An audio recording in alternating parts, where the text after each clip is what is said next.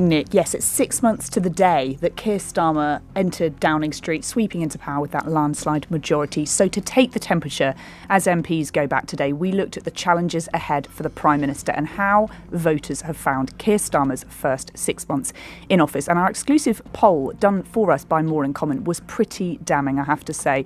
It reveals, like you said, 1 in 4 people who backed Labour last year, now they regret their vote. And the public see taking winter fuel payments and the so-called farmers' tax as worse than Partygate was for the Tories. Now, more than half of all those voters... That's astonishing. It is. As if Keir Starmer wasn't already famous enough, he recently committed an act that could cost him his last drop of popularity. He and his wife went on vacation to Madeira, and everyone hoped that he would give the British a chance to relax and forget about his failed policies. But instead of just enjoying his vacation like an ordinary person, he again showed his inappropriate activity, spoiling this moment for everyone. Starmer arrived with security, who pressed people as if he was not just a tourist, but some kind of VIP character. Tourists queuing for tickets to the rides watched in bewilderment and anger as he and his wife shamelessly bypassed them. They didn't care if he was with the guards or was a minister, they just wanted to be respected. What happened next became a real nightmare for Starmer, who did not seem to understand that his actions were only contemptible. How did the tourists react to his behavior? In this video you will learn the whole shocking story. Keir Starmer's vacation in Madeira, conceived as a quiet family vacation, turned into a disaster for his image, further exacerbating the perception of his isolation from the people and his misplaced self-confidence. Now more than half of all voters think they have a worse opinion of Keir Starmer's government after 6 months in power. Here's just a flavour of what our focus group had to say about the last 6 months. Must try harder and must talk less. They've not delivered. They are just as bad as the Conservatives nowadays. It's the same old story, but under a different guise of being in red instead of blue. I'm probably going to give it a bit of an F for fail. I think that a lot of people who, including myself, who voted for Labour, are actually quite disappointed with how things have been going so far. Everything they seem to be doing seems to be unpopular. The Prime Minister's actions on a popular tourist attraction tobogganing in Funchal caused a real storm of indignation among both British tourists and social media users. Many saw in his behaviour the epitome of a leader who considers himself above all rules and norms. The scandal broke out when Starmer, shamelessly ignoring the expectations of others, arrived at the attraction with his 2 children, aged 16 and 13, and his wife, Victoria. According to eyewitnesses, Starmer's limo was parked at the very beginning of the queue where hundreds of tourists, including many Britons, waited patiently for up to 3 hours. Despite their restraint and polite behaviour, the queue was interrupted when the Starmer children were allowed to go ahead without any explanation and immediately seated on the ride. This caused anger and bewilderment among those who were waiting, because such behaviour only emphasised the isolation of power from the people and disregard for general rules. At the weekend, I took a microphone and a camera to a high street and I spoke to a load of pensioners that, you know, some voted Labour, some didn't. But the anger out there is so high. They cannot believe what this government is doing. The optics is terrible. They are living the high life. Keir Starmer has had more freebies than any other MP over the last 5 years. I mean, after what he said in interviews and in Parliament, this is the biggest hypocrite in politics. It's such a bad look. And they are so out of touch with the normal people of this country.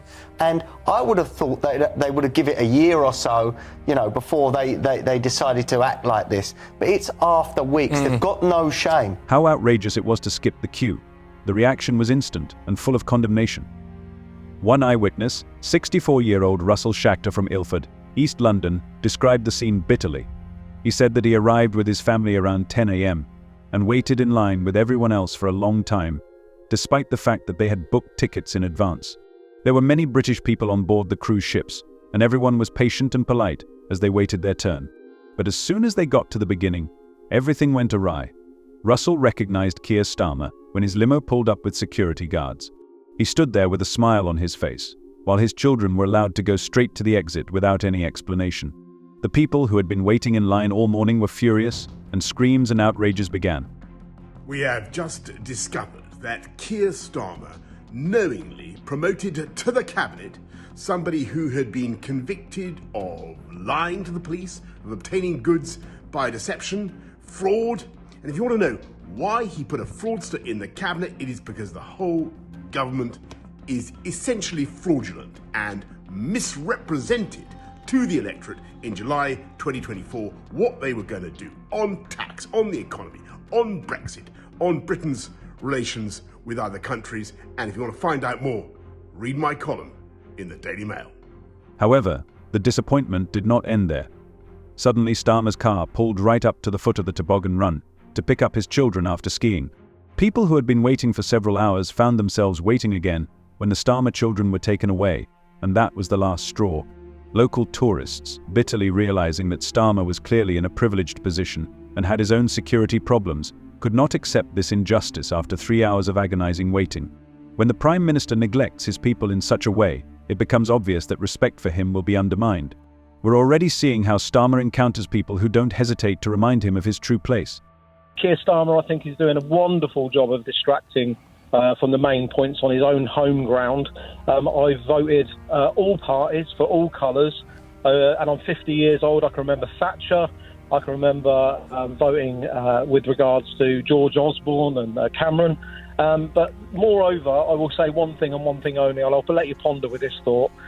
I will never, ever vote Labour again, because all I can see from this party at the moment is distraction, distraction, distraction, and they will plough on and run this country into the ground. Many people face unbearable difficulties when all their time is spent fighting for survival, and this leaves no room for hope for the future.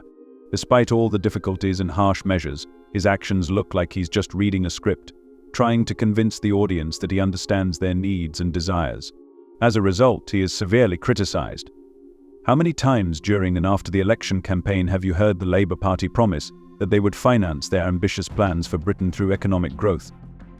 It turned out to be a hoax when they raised taxes by a record £40 billion in the budget, including a direct tax on workers through an increase in employers' national insurance.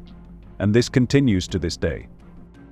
The GDP data shows that the Labour Party has no idea how to achieve real growth. The Labour Party has exhausted its resources. They constantly blame the Tories for all their failures, whether it's raising taxes, increasing the national debt, or even early release of criminals. Their blame game has already scared the markets and led to a crisis of confidence. But now they can no longer continue this game.